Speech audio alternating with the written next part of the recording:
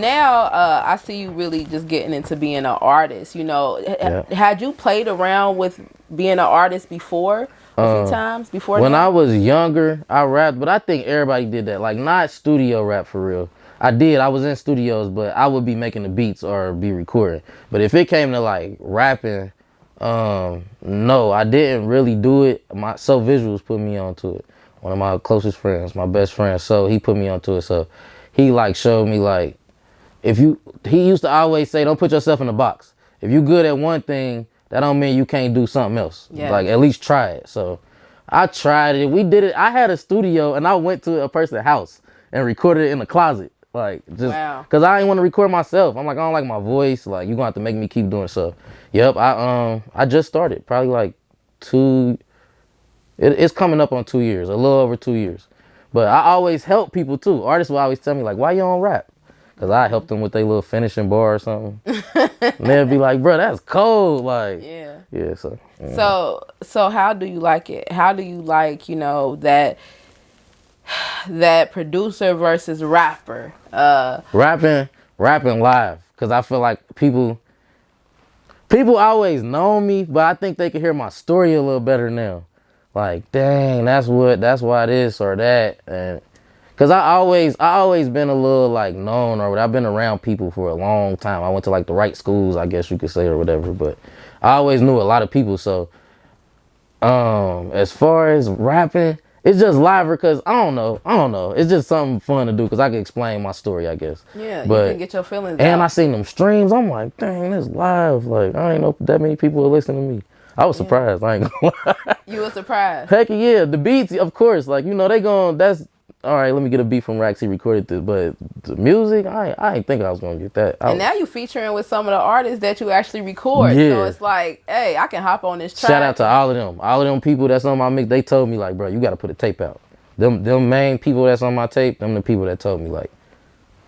That's why I put them on my tape. I picked specifically how I was gonna do that. And I think that's dope because that's It Rakz. It's out right now on all streaming sites. And I know what's been that feedback for you that you've been seeing on it? I've been seeing all fire. Man, you don't even know how surprised I've been. That's why I say it like that. But all fire. Everybody messing with it. I'm driving in the studio parking lot. I'm hear somebody playing it. They know it's me too. They like, yeah, like, I'm like, dang, this crazy. It's usually like the beat and don't nobody know I made it. I have to tell them. Like, they could be the hardest song that's out, like whatever, but I have to tell them like, bro, I made this. And they'll look at me like, all right.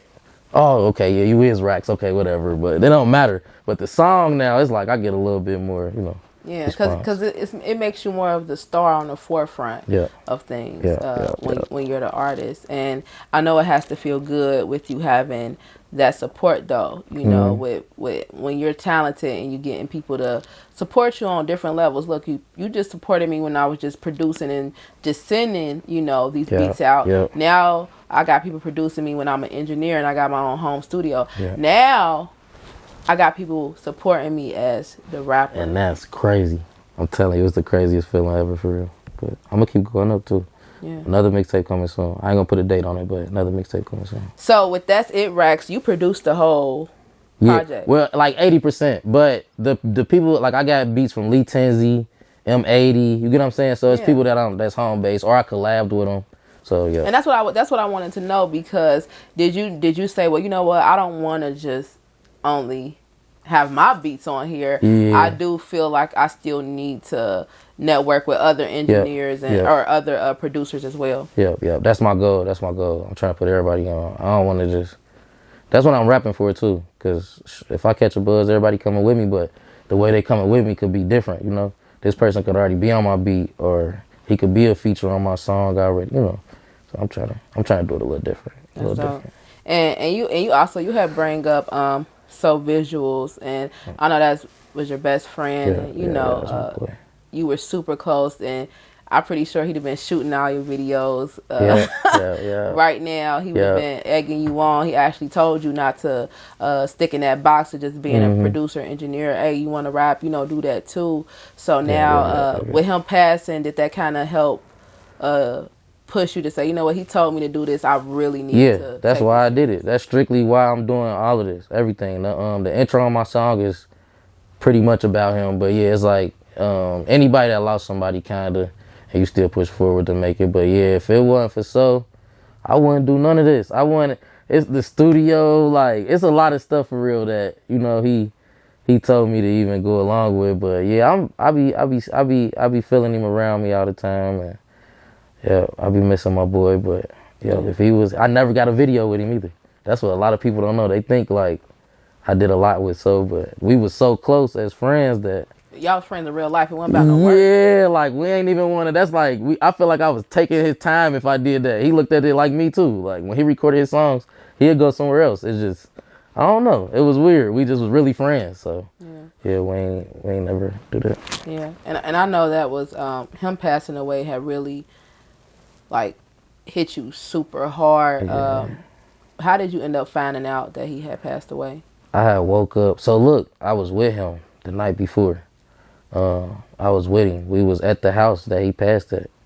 I was with him, and we went to go get something to eat. We went to Pleasant Ridge Chili, and I live close to there, so I went home. You know, just a regular night. I ain't think nothing of it. Woke up in the morning to a call like, I think So. I'm like, nah. I automatically, because of the person that called me, I knew where they was. I went straight over there. I'm talking about put on some anything, ran out the house, zoomed over there, and I asked the police, like, is a person in there dead? Or they wasn't trying to tell me. They weren't trying to let me through, like. And then, yep, I found out my boy was gone. It's the craziest morning. It play in my head still to this day, all the time. But yep, I just found out from a phone call. Rushed over there, and I went to the scene. He was really gone. Like, man, still crazy to me to this day. I don't believe it. Man, and it gotta. I mean, when you lose someone that you spend like almost like every day with, kicking it with, you know, you're gonna see this person, you're gonna talk to this person, and they gone. Yeah. That's a big part of grief, and you really letting that out. Like it's a big grieving process you go through with that big of a loss for somebody you just with all the time, and you really putting that in your music. I can hear it. You always talking about So in these songs. Is this kind of like therapy for you in a way? Yeah, that's how I look at it. That's what I call the studio. I call it hood therapy. That's where everything, it used to be, you know how they be like barbershop talk? People have that's what the studio is now for real. Like people come to the studio and get their therapy, but yep, that's my way to kind of just get over it a little bit. All my songs at first was only about the situation and like how I felt and my pain and you know what I mean? But as time went on, I feel like I got a little better and was able to change my content and still relate to that, but yeah, I shout him out beginning of every song. Long live SoV, like every time. Yeah. And I know with him passing, it definitely made you feel like you had to keep his name going. You know, no matter what, you felt like I have to keep his name in the forefront. Oh yeah, for sure. That's everything I can do. That's the only thing I can do for real when it comes to that.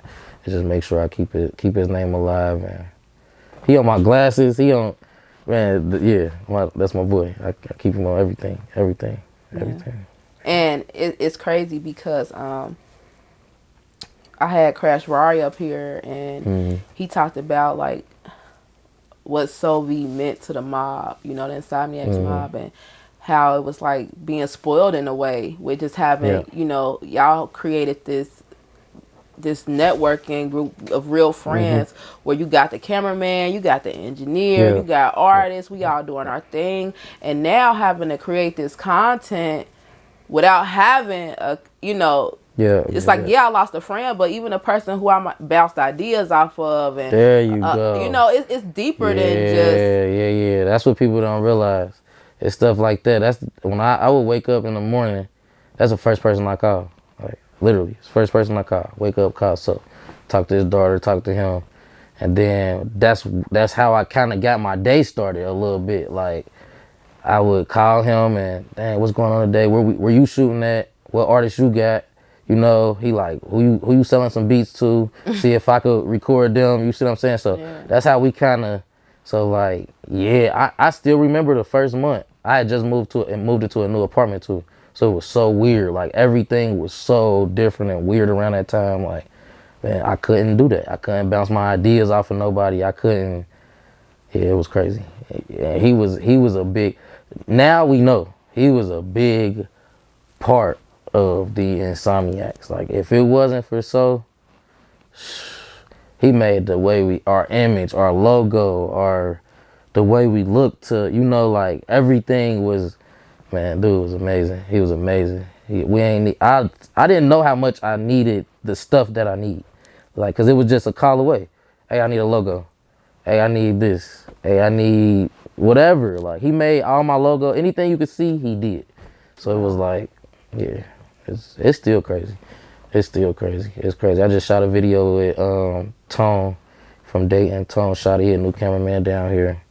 And it was just, I got through it, but it was different.